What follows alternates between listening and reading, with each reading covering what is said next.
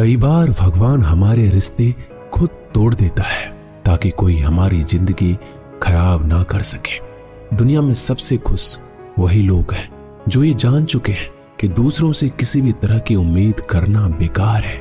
जिंदगी में थोड़ा दुख भी जरूरी है। हमेशा सुख ही मिलता रहेगा तो आप कभी जिंदगी में आगे नहीं बढ़ पाओगे। ये गलत सोच है इंसानों की कि एक अकेला इंसान क्या कर सकता है। पर देखो जरा उस सूरज को जो अकेला ही सारी दुनिया को रोशन करता है। भाग्यशाली वो नहीं होते जिन्हें सब कुछ अच्छा मिलता है, बल्कि भाग्यशाली वो होते हैं जिन्हें कुछ भी मिलता है उसे वो अच्छा बना लेते हैं। गीता में लिखा है, जब इंसान की जरूरत बदल जाती है तब उसके बात करने का तरीका भी बदल जाता है। फायदा सबसे गिरी हुई चीज है, लोग उठाते ही रहते हैं। हारता वो है जो शिकायत बार बार करता है और जीतता वो है जो कोशिश 1000 बार करता है। जिस इंसान को हम बेहद प्यार करते हैं वही इंसान हमारा सबसे ज्यादा फायदा उठाता है, क्योंकि वो इंसान जानता है कि हमारी कमजोरी क्या है। इतने समझदार बनो कि किसी को माफ कर दो, लेकिन इतने बेवकूफ मत बनो कि धोखा देने वाले पर दोबारा विश्वास कर बैठो। उम्मीद मत छोड़ना, कल का दिन आज से बेहतर होगा। जिंदगी में उस लेवल तक पहुंच जाओ कि लोग आपको खोकर पछताए। जीवन में कभी भी किसी से अपनी तुलना मत कीजिए। आप जैसे हो सर्वश्रेष्ठ हो, क्योंकि ईश्वर की हर एक रचना सर्वोत्तम होती है। खुद को किसी से कम समझना ईश्वर की रचना का अपमान है। इंसान का मन ही उसका सबसे बड़ा दुश्मन और उसका सबसे बड़ा दोस्त होता है। यदि मन आपसे जीतता है तो आपका दुश्मन बन जाता है, और यदि आप मन से जीतते हो तो आपका सच्चा दोस्त बन जाता है। यदि कोई आपको नजरअंदाज करे तो बुरा मत मानना, क्योंकि लोग अक्सर अपनी हैसियत के हिसाब से चीजों को नजरअंदाज करते हैं। उन लोगों के पीछे कभी मत भागना जिन लोगों को आपकी कोई परवाह नहीं। श्री कृष्ण कहते हैं, गलती हर इंसान से होती है, लेकिन गलतियां सुधारता वही इंसान है जो दिल का साफ होता है और रिश्तों को खोना नहीं चाहता। जिंदगी का सबसे बड़ा थप्पड़ किसी से की गई उम्मीद मारती है। कभी कभी इंसान ना टूटता है ना बिखरता है, बस हार जाता है, कभी खुद से तो कभी किस्मत से तो कभी अपनों से। हर जिंदगी में खुद को समय जरूर दें, क्योंकि पहली जरूरत आप खुद हैं। याद रखना कि जरूरत से ज्यादा अच्छे बनोगे तो जरूरत से ज्यादा इस्तेमाल किए जाओगे। रिश्ते चाहे कितने भी बुरे हो उन्हें कभी मत तोड़ना, क्योंकि गंदा पानी प्यास बुझाने के काम नहीं आता, पर आग बुझाने के काम जरूर आता है। जमाना जब भी मुश्किलों में डाल देता है तो परमात्मा हजारों रास्ते निकाल ही देता है। विश्वास करने वाले से ज्यादा बेवकूफ विश्वास को तोड़ने वाला होता है, क्योंकि वह सिर्फ एक छोटे से स्वार्थ के लिए एक अच्छे इंसान को खो देता है। भलाई करते रहो पानी की तरह, बुराई खुद ही किनारे लग जाएगी कचरे की तरह। जब कोई समझे नहीं तो उसे समझाने की जरूरत ही क्या है। जब कोई माने नहीं तो उसे बताने की जरूरत ही क्या है। सच्चे दिल से किसी जरूरतमंद की मदद करके तो देखो। अगर दिल को सुकून ना मिले तो कहना, जिसे जाना है उसे जाने दो। अगर वो आज रुक भी गया तो कल चला जाएगा। इंसान को इंसान से दूर कर देने वाली सबसे पहली चीज जुबान है और दूसरी चीज पैसा है। जिन्हें सपना देखना अच्छा लगता है उनकी रात छोटी पड़ जाती है, और जिन्हें सपने पूरा करना अच्छा लगता है उनके दिन छोटे पड़ जाते हैं। किसी की आदत देखनी है तो उसे इज्जत, और किसी की अगर फितरत देखनी है तो उसे आजादी दो। हर इंसान में कोई ना कोई प्रतिभा जरूर होती है, पर लोग अक्सर इसे दूसरे जैसा बनने में नष्ट कर देते हैं।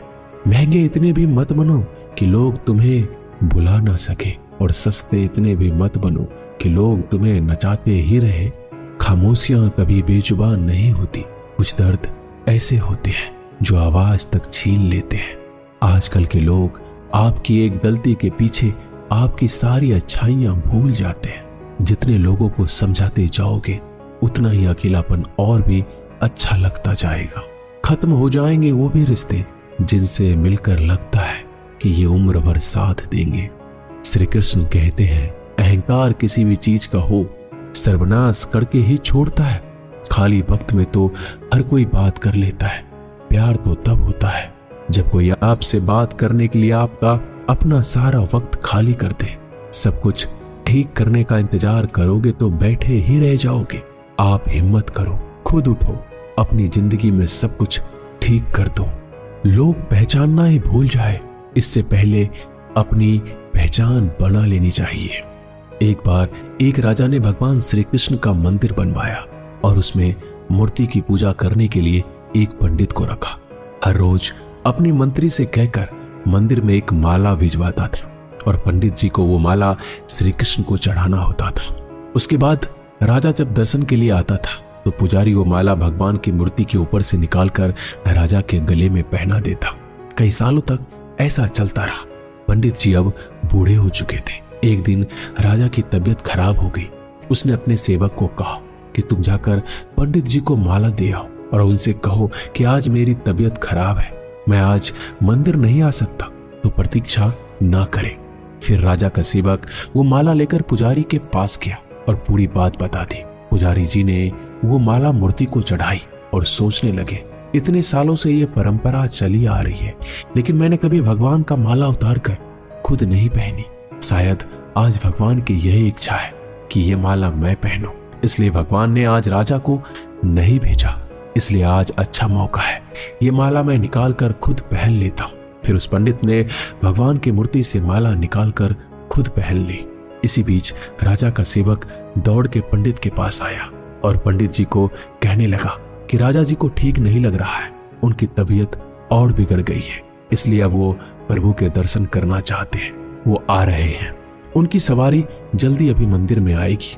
उन्हें लगा कि ये परंपरा कहीं टूट ना जाए, इसलिए वो आज भी मंदिर में आ रहे हैं। जब पंडित जी को इस बात का पता चला तो उन्होंने फटाफट माला अपने गले से उतारी और जाकर फिर से भगवान की मूर्ति को चढ़ा दी।